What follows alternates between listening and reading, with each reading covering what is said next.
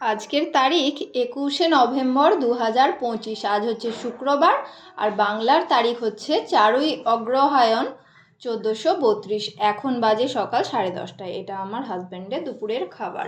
অফিসের জন্য রেডি হয়ে গেছে, আমি খাবার বেড়ে দিয়েছি। এখানে দিয়েছি ভাত, আর এখানে নিম পাতা, এটাকে ভাজা ঠিক বলবো না, এটা শুকনো কড়াইতে জাস্ট একটু এপিট ওপিট করে নেড়ে একটু এই যে কালচে কালচে ভাব এসে গেছে, নামিয়ে নিয়েছি। এতটা হয়তো খাবে না, খাবে 2-3টে পাতা।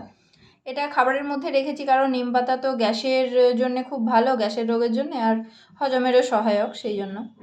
আর এখানে দিয়েছি পেঁপে সিদ্ধ, আর এখানে একটা হাঁসের ডিম সিদ্ধ, আর এটা হচ্ছে আলু সিদ্ধ মাখা। এখানে লবণ দিয়েছি, আর জিরে তেলের মধ্যে জিরেটাকে ভেজেছি, কিন্তু তেলটা দিইনি, শুধু জিরেটা তুলে মেখেছি লবণের সাথে। আর এখানে দিয়েছি শাক ভাজা। এটা হচ্ছে পালং শাক, মূলো শাক, পুনকো শাক, সমস্ত মানে 5 মিশালি শাক ভাজা, রসুন দিয়ে একটু ফোড়ন দিয়ে ভেজেছি।